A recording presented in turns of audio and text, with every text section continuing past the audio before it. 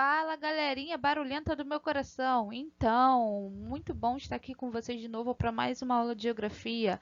Hoje o nosso tema é fonte de energia. Vamos falar das fontes de energias renováveis e não renováveis. Mas, antes da gente começar a nossa aula, eu tenho um recadinho, tá? Então não vai embora não, porque eu vou passar esse recadinho agora. A nossa aula é referente a essa semana, que tem até aí o dia 17/4. O tema é fonte de energia, que no seu livro você vai encontrar nas páginas 125 até a página 133, que é a página que tem o mapa mental. Não esqueçam de fazer esse mapa mental, porque ele é muito importante para a gente conseguir fixar aí os conhecimentos. Sobre a nossa aula, a gente vai usar esse vídeo. Também tem um material em PDF sobre o capítulo 4 que foi mandado para vocês. E qualquer dúvida, nós vamos esclarecer na nossa live de dia 17/4, que começa às 11h10 da manhã, tá? Eu aguardo vocês lá. Então, só mais uma coisa, peraí, ó. Não dorme não? Para finalizar o nosso recadinho, vamos aos objetivos da nossa aula. Eu preciso que vocês entendam a matriz energética mundial, quais são as vantagens e as desvantagens de todas elas, tá? É importante também saber relacionar as fontes de energias sustentáveis e não sustentáveis e a geração de energia, como que ela vai influenciar nas questões políticas e econômicas do mundo inteiro. Então, o objetivo principal é saber como o mundo controla as suas fontes de energias e para que elas são usadas, tá? Então, agora sim, vem a nossa aula. Aula referente ao capítulo 7 do seu livro, que tem como tema Fontes de Energias, Matriz Energética Mundial. Esse é o foco. Vamos entender como a matriz energética mundial influencia no nosso dia a dia e na nossa vida. Então, seja bem-vindo a mais uma aula de geografia. Vamos entender primeiro o que são fontes de energia. Essas fontes de energias são os recursos naturais ou artificiais usados pela sociedade para a produção de algum tipo de energia. Normalmente, essa energia ela vai proporcionar o deslocamento de veículos, vai aquecer a nossa casa, vai ajudar aí na produção de eletricidade, dentre outras coisas mais, como, por exemplo, o petróleo, que é a fonte de energia mais utilizada no mundo para praticamente tudo. Tudo que você pode imaginar, um dia pode ter sido derivado do petróleo. Bom, essas fontes de energia elas se dividem em duas partes, as fontes de energias renováveis e as não renováveis, que a gente vai explicar agora direitinho, passo a passo, para que você consiga entender como é essa divisão. As fontes de energias não sustentáveis são aquelas que se utilizam de recursos naturais esgotáveis, ou seja, o planeta não vai ter tempo de repor a partir do momento em que a gente utiliza com muita intensidade esse tipo de fonte de energia. As fontes de energias, elas também são divididas em fontes de energias sujas e limpas, e a gente vai ver um pouquinho melhor sobre isso. Mas vamos lá. Sobre as fontes de energias não renováveis, a gente tem, sobretudo, as mais utilizadas no planeta, que são aquelas que a gente vai chamar de combustíveis fósseis, que aí a gente tem o exemplo do petróleo, do carvão, do gás natural, e a gente tem também o exemplo daquela que não é considerada um combustível fóssil, que é então a energia nuclear. Ou seja, eu estou dizendo para vocês que as fontes de energias não renováveis, elas são as mais utilizadas no planeta num todo, só que também são as mais poluentes. Entendam o seguinte, apesar da fonte de energia nuclear ela estar envolvida nessa fonte de energia não renovável, ela é considerada uma fonte de energia limpa, já que ela não coloca na atmosfera gás carbônico. Então, entendam por fonte de energia suja as fontes de energias que vão colocar gás carbônico na atmosfera. E aí, assim, vão influenciar no aumento da temperatura, vão influenciar na dinâmica global de aumento de tempestades, por exemplo, do surgimento do El Niño, de vários fatores ambientais que estão envolvidos dentro desse aumento aí, né, de gases tóxicos da atmosfera. Já as fontes de energias renováveis são aquelas de poder infinito, ou seja, são aquelas que a natureza possui capacidade de repor a partir do momento em que o ser humano está utilizando. Temos como aí exemplos hoje, na atualidade, desses tipos de fontes de energia, a energia solar, a energia eólica, a hidrelétrica, o biocombustível e também a energia geotérmica. É importante de se entender que esses tipos de fontes de energia são cada vez mais utilizados pelo ser humano por dois motivos. Motivo número um, a possível, extinção das fontes de energias não renováveis a qualquer momento. Motivo número 2, o aumento da temperatura no planeta como um todo. Então, a gente está falando também de diminuição aí do aquecimento global, de diminuição de ilhas de calor, no diminuição de efeitos no clima no planeta inteiro. Bom, então vamos falar um pouquinho sobre os babados já aí das fontes de energias. Olha só, toda vez que a gente fala de fontes de energias, é muito importante você saber que o setor da economia que mais usa energia elétrica são as indústrias. Então, quando você olha um mapa que ele está muito luminoso, com vários pontinhos de luz, significa que ele pode estar sim representando uma área industrial. Porém, contudo, então, todavia, aquela área também pode ser uma zona urbana, já que dentro de nossas casas a gente utiliza bastante energia elétrica para ligar a televisão, o ventilador, a geladeira, o micro-ondas, o ar-condicionado, carregar o celular e assim sucessivamente. Então a gente está no uso constante da geração de energia aí que nos favorece. Então energia, fonte de energia não vai ser só aquelas utilizadas pela indústria, não vai ser só a fonte de energia também usada dentro só de nossas casas. A gente tem fontes de energias que vão ser usadas, por exemplo, para movimentar os carros, para fazer cosméticos, para fazer o asfalto e para fazer várias outras coisas para o bem e para o consumo humano, tá bom? Então entendam que a fonte de energia é algo primordial. Vamos lá falar então dessa produtividade e uso de energia. Geralmente, os maiores consumidores de energia não são os maiores produtores. O que essa frase quer dizer? Essa frase quer dizer o seguinte, que normalmente quem mais utiliza a energia, quem mais utiliza as fontes de energia como o petróleo, o gás, o carvão, energia eólica e várias outras, também não é um grande produtor. Ele é obrigado a comprar essa fonte de energia de outros países. E pode ser por vários motivos, que tenha necessidade de haver essas compras. Mas normalmente o motivo é um solo pobre, então eu sou obrigado a comprar esse recurso natural de outro país que tenha bastante quantidade de recurso natural no solo, como petróleo, gás, entre outras coisas. Entenda o seguinte, o Brasil é um dos grandes produtores de energia elétrica através de hidrelétrica. Claro que isso vem da possibilidade da utilização dos rios para produzir esse tipo de fonte de energia, já que o Brasil é um dos maiores, o Brasil é o maior país aí com a maior quantidade de água no mundo, a maior quantidade de rios.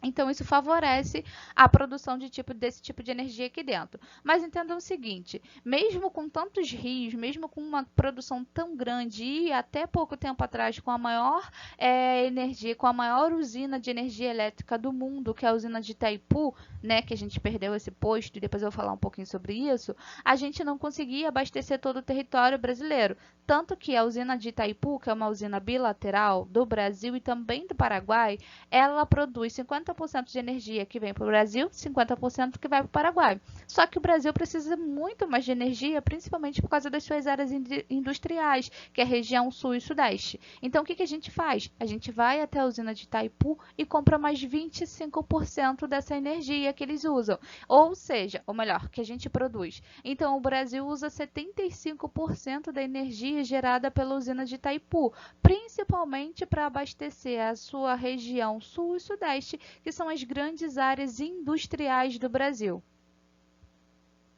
Outro ponto também muito importante para a história das fontes de energias no mundo foi a crise de 1970.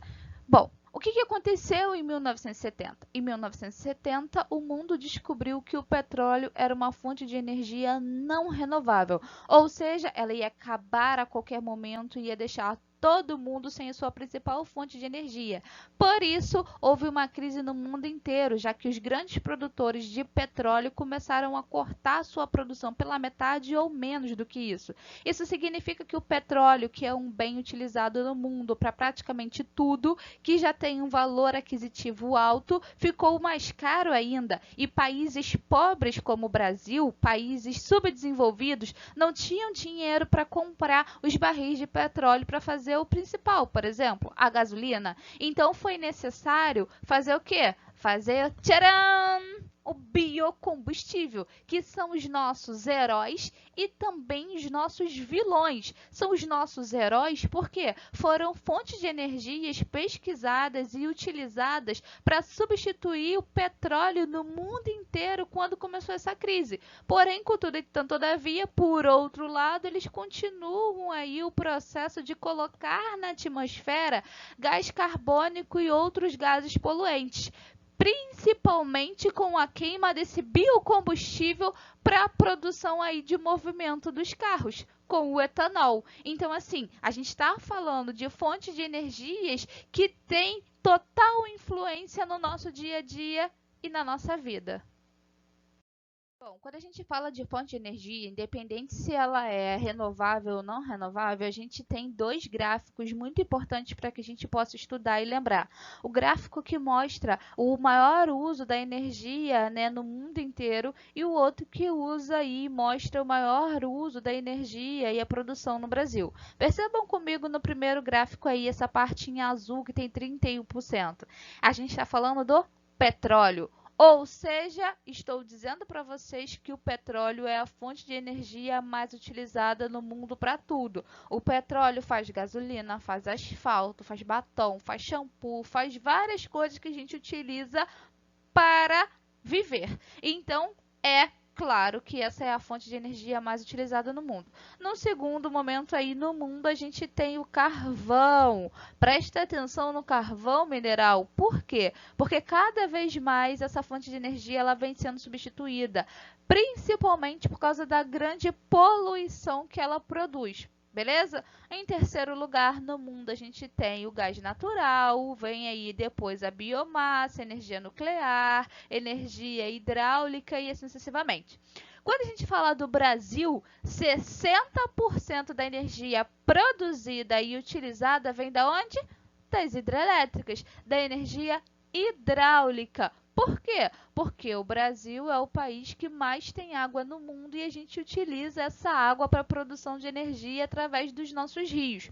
Porém, lembre-se que nem todos os rios são rios propícios à colocação aí de uma usina hidrelétrica, porque para ter uma usina hidrelétrica a gente precisa de uma queda d'água e a maioria, né, dos rios do Brasil são rios planos, são rios de planície, então isso dificulta um pouco aí a nossa produção de energia. Belezinha? Tá dando para entender? Tá conseguindo pescar aí os macetes e ver tudo que eu tô falando para vocês sobre essa aula? Se não entendeu, dá o pause, volta e assiste de novo. Você pode assistir o vídeo quantas vezes você quiser. E outro detalhe. Dorme não! Vamos falar um pouquinho sobre as fontes de energias não renováveis. Então, a gente começa falando sobre os combustíveis fósseis. E vamos começar, claro, pela fonte de energia que foi aí a primeira, digamos, aí, o destaque, né, da primeira revolução industrial, que é o carvão mineral. O carvão mineral é uma rocha de origem sedimentar.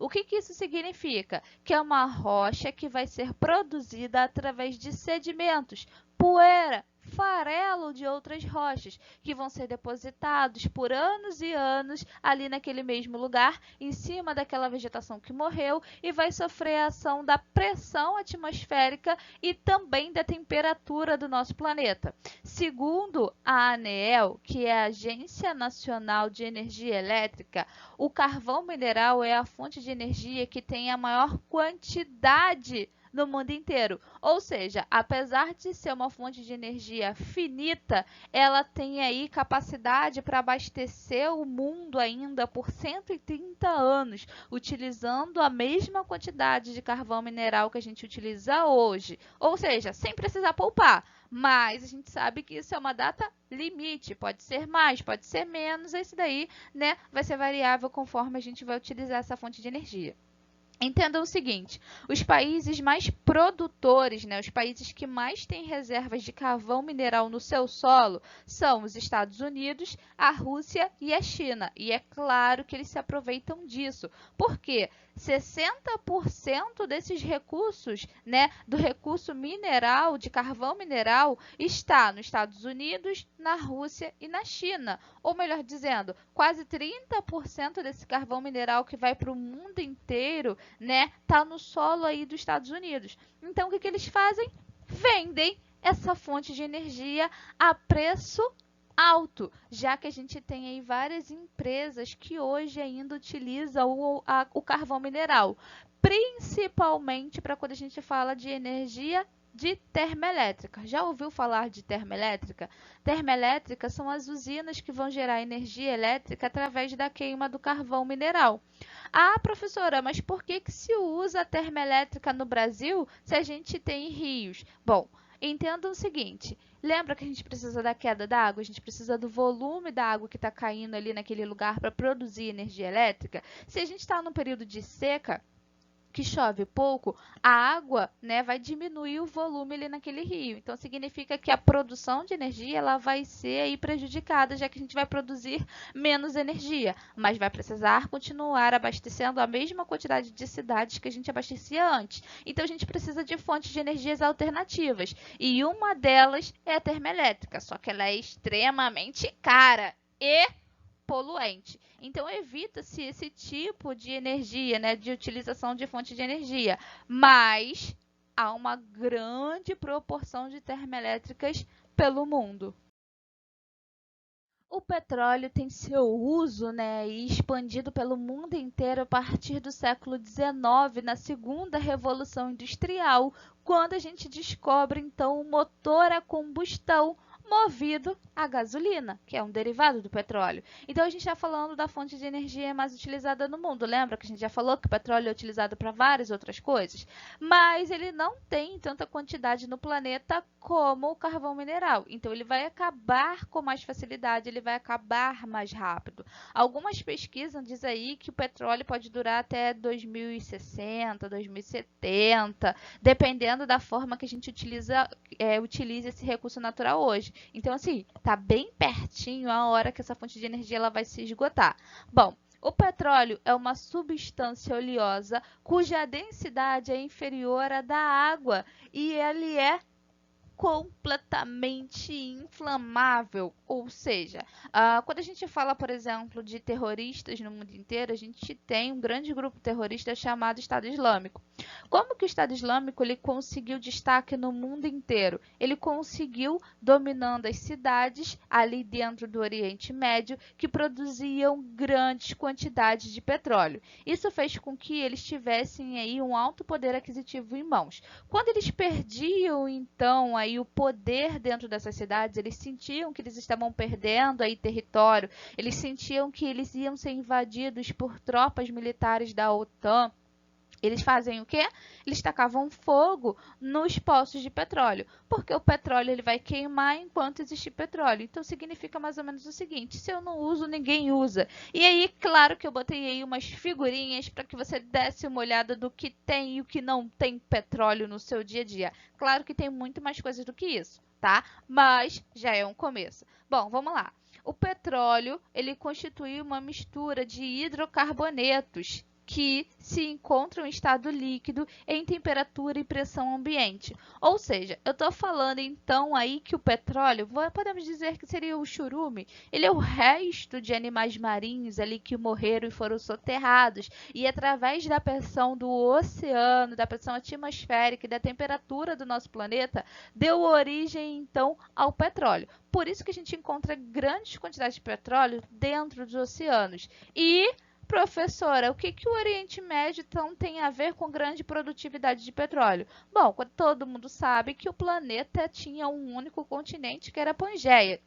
Por causa das placas tectônicas, a Pangeia foi se separando e foi gerando vários outros continentes. Isso significa que muitas áreas do nosso planeta que estavam debaixo d'água soergueram, tá? E ficaram aqui em cima, né? Viraram continentes, como que acontece ali no Oriente Médio. Então, a gente está falando de uma região que antes era o fundo do oceano que soergueu. Em contrapartida, outras regiões que eram aqui, ó, superficiais acabaram afundando, como a gente tem vários exemplos de vários continentes, né, que foram aí totalmente inundados com essa dinâmica das nossas placas tectônicas. E o último, mas não menos importante dos combustíveis fósseis, a gente tem o gás natural.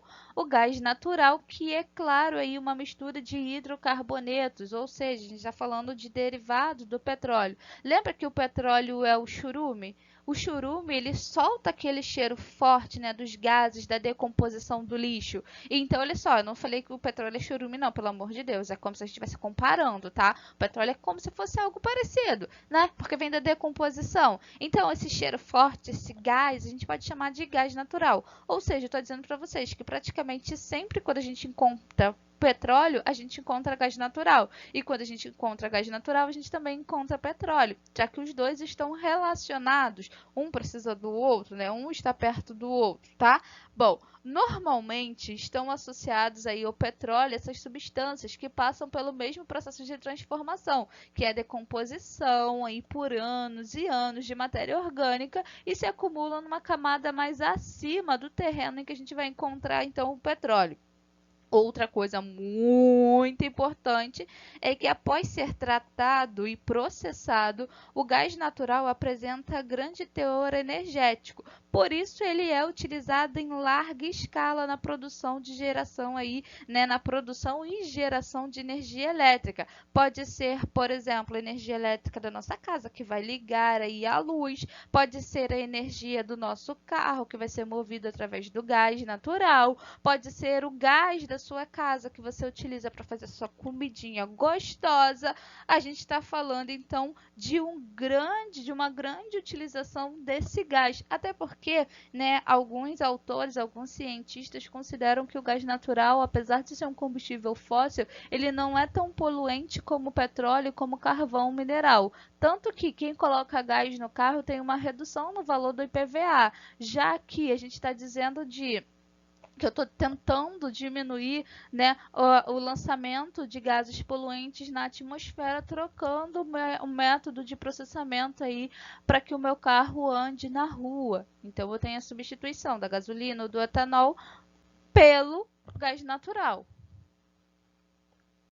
Para fechar a nossa aula sobre fontes de energia não renováveis, a gente tem que falar sobre a energia nuclear, que ela é gerada através da eliminação de calor, através da radiação, né? Eu estou falando da fricção, eu estou falando do calor emitido através da quebra desse componente que vai gerar a energia nuclear. Muito importante destacar que no Brasil a gente tem duas usinas nucleares, né? Que é a Angra 1 e Angra 2, temos a Angra 3 que está em construção, ou seja, a gente utiliza energia elétrica sim no Brasil. Porém, contudo, entretanto, todavia, essa representação aí das usinas nucleares do Brasil é menos de 1% de toda a energia que a gente utiliza, já que a gente utiliza com mais quantidade a fonte de energia hidráulica aí, feita através das hidrelétricas, beleza? Bom, é também importante de se destacar, tá, que o grande defeito, né, digamos assim, a grande desvantagem da fonte de energia nuclear é justamente a sua geração de lixo, que é o lixo nuclear. Então, assim, quando a gente fala de uma fonte de energia não renovável, a gente associa logo com uma fonte de energia suja. Mas prestem atenção. Quando a gente fala, geograficamente falando, tá? De fontes de energia sujas, são aquelas que colocam na atmosfera gases tóxicos que vão aumentar aí o calor, vão mudar a temperatura, vão mudar o clima no mundo inteiro. Então, nós estamos falando de gases que vão aí gerar o aquecimento global e várias outras coisas, beleza? Então, a fonte de energia nuclear, ela não coloca isso na atmosfera, então por isso ela é uma fonte de energia limpa. Mas ela também produz aí, né, sua principal desvantagem, que é a grande produção de lixo. E não saber como guardar ou onde guardar esse lixo pode gerar vários problemas ambientais e sociais, já que é aí o lixo radioativo que provoca acidentes, né, dentro da sociedade, que vão gerar então mutações, que vão gerar câncer, que vão gerar mortes por causa desse tipo de fonte de energia. A gente tem como grandes exemplos aí da fonte de energia nuclear, né, que não deu certo, a usina de Chernobyl, que explodiu a partir do momento em que os reatores eles não foram refrigerados, eles não foram resfriados da forma correta, já que queria se testar, a União Soviética achou que deveria testar, testou demais e passou do ponto e houve aquela explosão e hoje, até hoje, ninguém pode voltar para Chernobyl por causa da grande quantidade, né, de radiação que tem naquela região. E no Brasil a gente tem aí em Goiás, né, em Goiânia, o césio, que vai provocar aí vários acidentes, né, que vão morrer várias pessoas através desse acidente nuclear com o césio aqui no Brasil. Só que, claro, a gente não teve aí uma explosão de usina, a gente teve o césio que foi abandonado, que foi recolhido por um catador de reciclagem, que levou para casa e que todo mundo foi manuseando e que depois as pessoas foram morrendo por causa do acesso aí direto com esse tipo de energia radioativa. Bom, para começar a falar aí das fontes de energias renováveis, a gente vai falar da energia eólica e da energia solar, que são dois tipos de fontes de energias inesgotáveis, já que a gente está falando do vento e da radiação solar que gera eletricidade aqui no planeta Terra. Bom, a fonte de energia eólica vai usar geradores que vão ser movidos aí através da energia mecânica que vai produzir, né, energia elétrica. Então, eu estou falando da transformação desse tipo de fonte de energia mecânica que a gente consegue produzir, então, e transformar em energia elétrica. Só que o grande problema das fontes de energia eólica, como já dizia Dilma, é que a gente não consegue estocar vento. Ou seja, o que isso queria dizer? Isso queria dizer que a gente precisa de ventos constantes. E o vento, gente, a gente não consegue controlar. O vento vai, o vento vem, não quer dizer que ele está ali constante o tempo todo. Por isso tem lugares estratégicos do qual a gente consegue colocar essas usinas de aerogeradores, que são os lugares que recebem os ventos alísios e os ventos contralísios. Eu estou dizendo lugares que estão próximos aí ao oceano, próximo à linha do Equador, que vão receber os ventos alísios que vêm da região sul do planeta, e lugares que estão abaixo do Trópico de Câncer ou do Trópico de Capricórnio, que vão receber os ventos gerados na linha do Equador e mandados para a região mais fria. Por isso, quando a gente fala de Brasil, os melhores lugares para colocar usinas elétricas, né, eólicas, na verdade, a gente está falando então da região Nordeste e da região sul do Brasil. A região Nordeste que recebe os ventos alísios, então recebe uma grande quantidade de vento, uma grande quantidade de ventos consideráveis, e a região sul do Brasil também que vai receber os ventos contralísios. Já a energia solar, né, precisa da radiação solar para gerar aí energia elétrica através desses painéis fotovoltaicos. E aí a grande importância é que também é um tipo de fonte de energia que a gente não pode controlar e que tem lugares mais específicos em que a produtividade é bem maior do que outras regiões. Por exemplo, Brasil, que recebe grande quantidade de radiação solar, a gente poderia aproveitar muito mais a energia eólica do que, por exemplo, a Inglaterra, que é um país que está praticamente o tempo todo aí nublado, né? Então, a geração de energia perdão, a energia solar seria bem menor dentro dessa região, já que a gente tem uma menor quantidade de radiação chegando. Então, assim, o Brasil teria várias vantagens na produção de energia solar. Bom, mas vamos lá às desvantagens. A desvantagem que é esses painéis fotovoltaicos, eles são extremamente caros, né?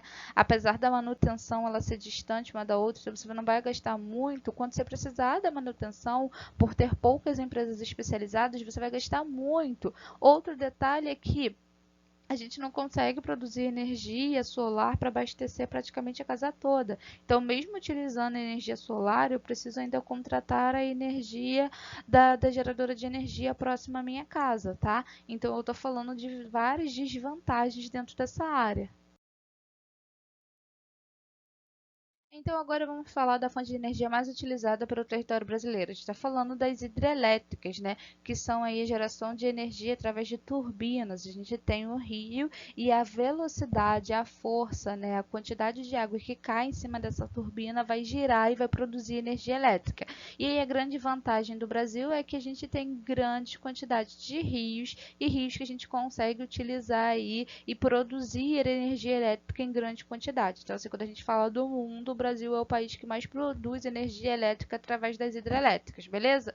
Bom, a gente também tem que entender que as hidrelétricas elas vão construir barragens. Isso vai afetar diretamente o ambiente ali ao redor daquele rio, porque áreas que antes não eram inundadas vão ficar inundadas. Então a gente tem uma transformação da biodiversidade, né, daquela região. Essa é uma grande desvantagem aí quando a gente fala então da produção de energia elétrica através das hidrelétricas, essa poluição ambiental, essa poluição visual, né? Essa poluição social, já que grandes populações, como populações ribeirinhas, elas vão ter que sair de perto desse rio para que essa região seja toda inundada, para que a gente consiga gerar energia elétrica através da velocidade, da força da queda dessa água em outro lugar.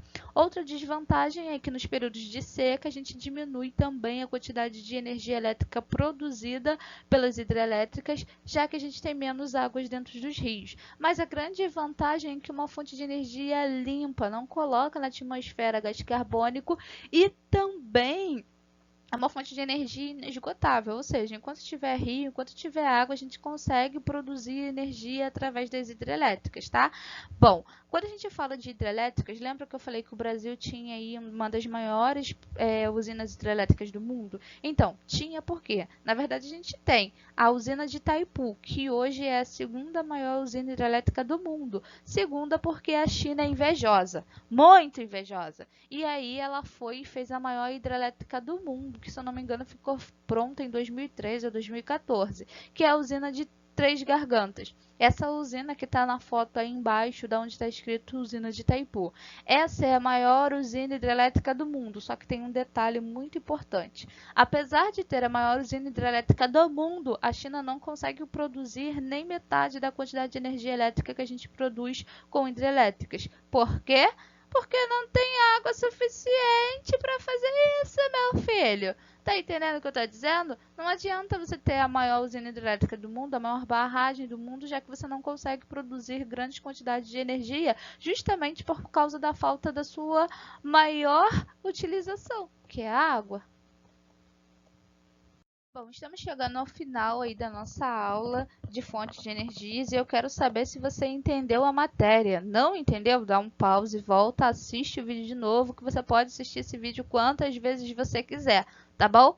Então, para encerrar as fontes de energias renováveis, a gente vai falar agora do biocombustível e da energia geotérmica. Bom, o biocombustível são aí, né, produzidos através dos derivados da biomassa. Eu estou falando do bagaço da cana-de-açúcar, do xixi, do cocô de algumas espécies animais. Eu estou falando da banana, eu estou falando da mamona, eu estou falando do aipim, eu estou falando de qualquer tipo de vegetal ou qualquer tipo de outros produtos que a gente possa reutilizar para estar produzindo aí esse tipo de energia do biocombustível, que é utilizado sobretudo para substituir os derivados do petróleo ou do gás natural.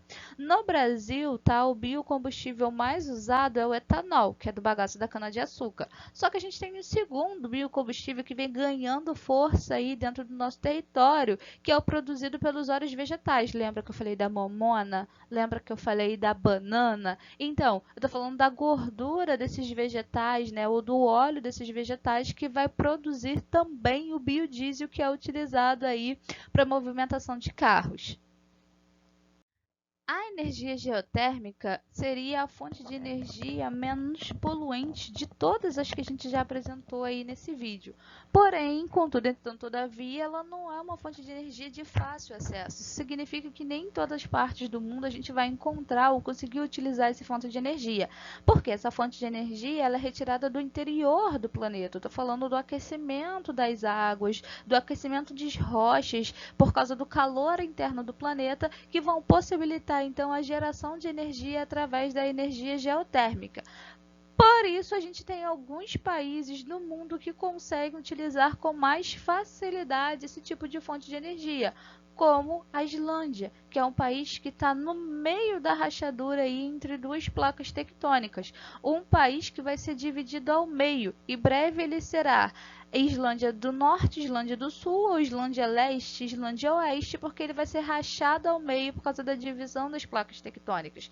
Mas lá o uso da energia geotérmica é feito em grande quantidade há muito tempo. A população recebe essa fonte de energia praticamente de graça, né, para utilizar aí dentro das suas casas. Então a gente teria uma grande vantagem. Só que dependendo do lugar do planeta que a gente tiver, da proporção do solo, da proporção das rochas, até chegar essa parte mais quente do nosso planeta, não dá para utilizar esse tipo de fonte de energia.